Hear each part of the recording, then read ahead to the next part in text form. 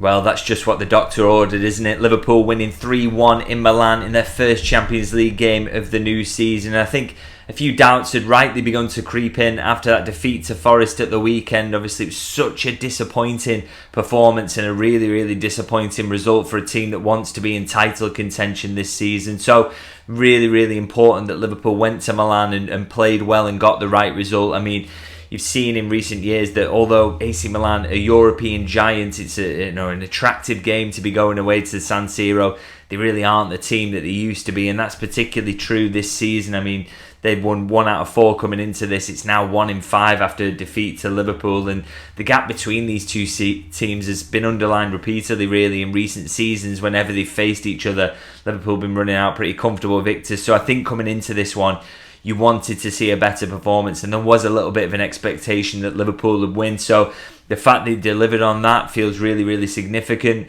And I think there's a few other important elements really that make this an important win for Liverpool. Of course, key to those, I think the most important factor was the fact that it was Arne Slot's first Champions League game in charge of Liverpool. Now, obviously, this has been a tournament where Liverpool have had such success. Well, I was going to say in recent years, I mean in all the years, but particularly in recent years under Jurgen Klopp. Obviously, he got to 3 finals, so it was an extension really of the good work Liverpool have done in the past. He just kept that going and restored Liverpool really as a European giant. So that has changed expectations around this competition for Liverpool, and going into it wasn't just a case of can we go deep in Jurgen's years in charge. It was, we can go and win this. So coming into this, I think Slot really had to show, can he match that, certainly in his first game, go to somewhere like Milan and get the win that would be expected, because all we had to go off with Slot in terms of his European record was that Europa Conference League run that Feyenoord went on a couple of years ago. But obviously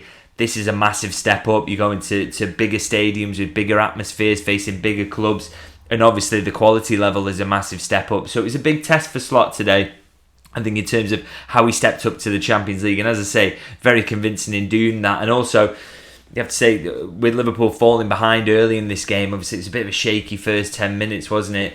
Then you start to wonder, okay, well, we saw it against Forest when that happened, when Liverpool fell behind. They weren't able to come back. Is that something that this manager can do? Can he, with this patient style of football that he favours, can he get a team back into a game and really sort of push the issue in that way? And wow, to say that they did so in emphatic fashion, to answer all the questions about Slot in the Champions League, and also in terms of his team coming behind. It, as I say, emphatic is the word, really. I mean, I look at the statistics here. Liverpool 23 shots to AC Milan's 8, 11 shots on target to AC Milan's 2, 5-0 on big chances, and 2.77 XG to 0.54. So those stats really underline how dominant Liverpool were. I just thought they looked, for the majority of the game, outside of those first 10 minutes, as I say, looked very much in control, looked like they could create chances at will, didn't really look massively threatened in defence. So a really, really complete performance, a perfect Champions League away performance, really. And again, it's made all the more impressive, really, by the fact that they do go behind so early. I mean, that goal, just to talk about it quickly, a little bit of a mess. I thought Tsimikas really poor going in for that header, and then he obviously, because he doesn't win it, he's then allowing men to run off him. That leaves Liverpool in a situation where it's kind of 3v2. And I've seen some criticism of Konate around that goal, but for me, he has to kind of hold the half position, because if he goes in fully committed to close down Pulisic, then the ball comes inside him, and then you see that Milan have got the man over, and then it turns into basically a tap-in. So he has to hold that half position, in my opinion. That's why he doesn't rush out there, and he has to think, well, okay, McAllister's getting close to him. It's a tough angle against a keeper as good as Alisson, and just a very, very good finish. So he had to do that kind of maths in his head.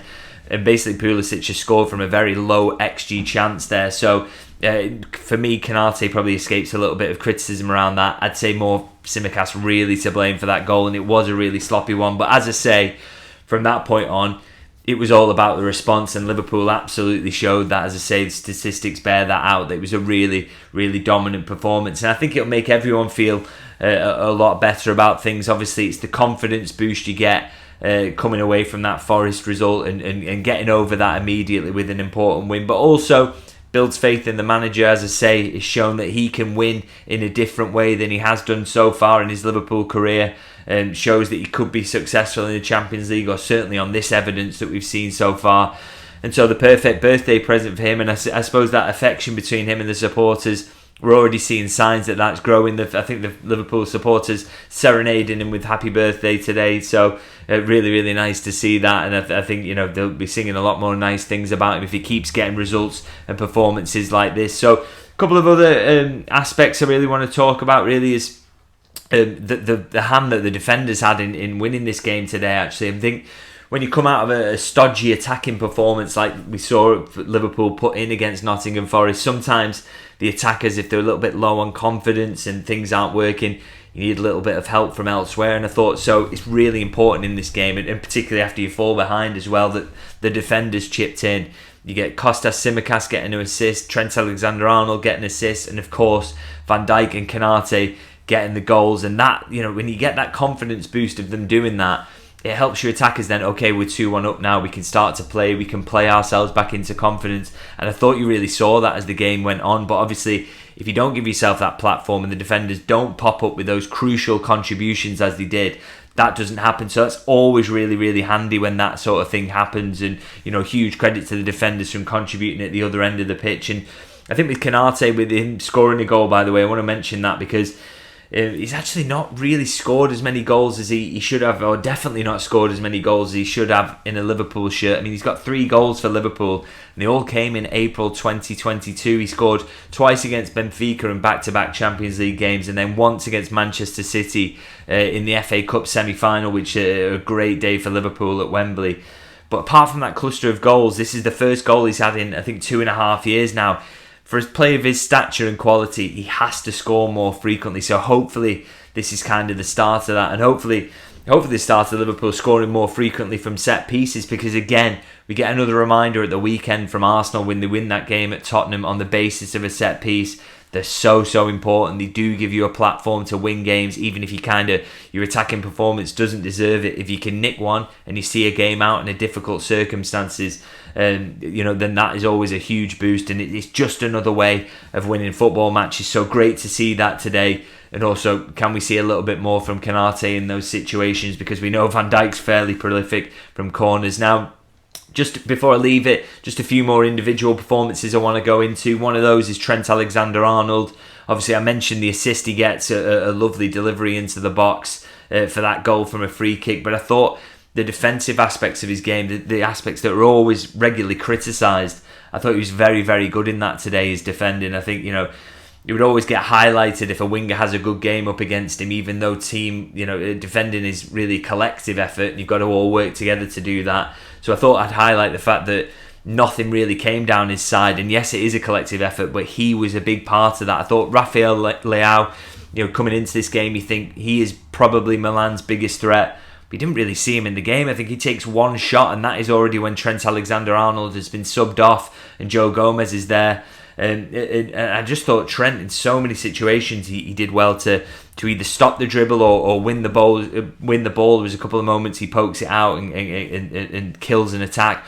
But even if he couldn't do that, he just slowed Leao down constantly. He just made sure it was really, really difficult for him to get pace up, to get into the box. Now, statistics kind of show that he was dribbled past 3 times, which, you look at that and you think, oh, well, that's not great for a defender. But defenders are regularly dribbled past as a start, or fullbacks certainly are.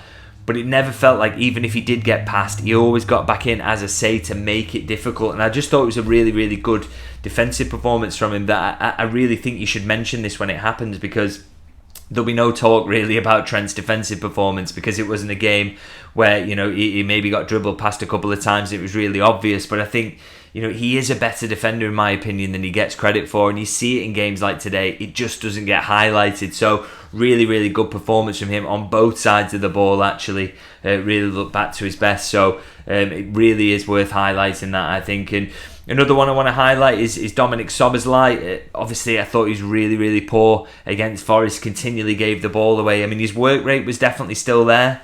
But he was so poor in possession that it really harmed Liverpool, I thought, against Forest. But I thought much better in that aspect today. Not absolutely perfect, still some elements of sloppiness there, and he will want to tighten that up. But I thought in general his contribution was overall very, very positive. Some lovely touches around the corner, linking up well with other players and playing nice passes, particularly in the second half. He seemed to kind of grow into it.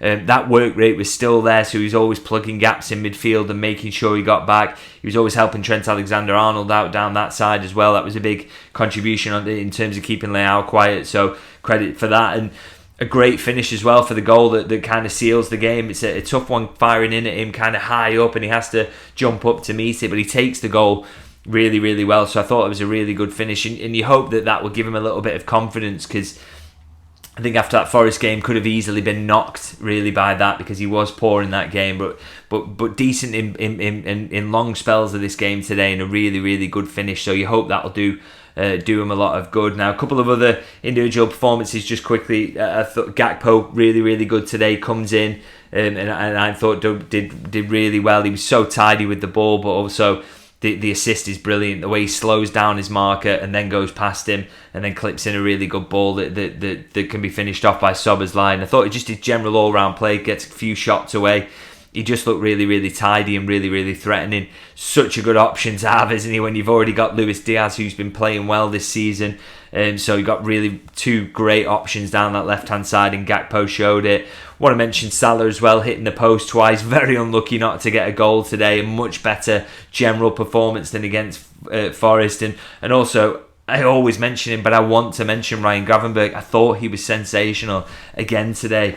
Stats don't really kind of bear it out, but the amount of times he nicked the ball away in dangerous situations and got Liverpool playing, barely gave the ball away as well. Really safe in possession.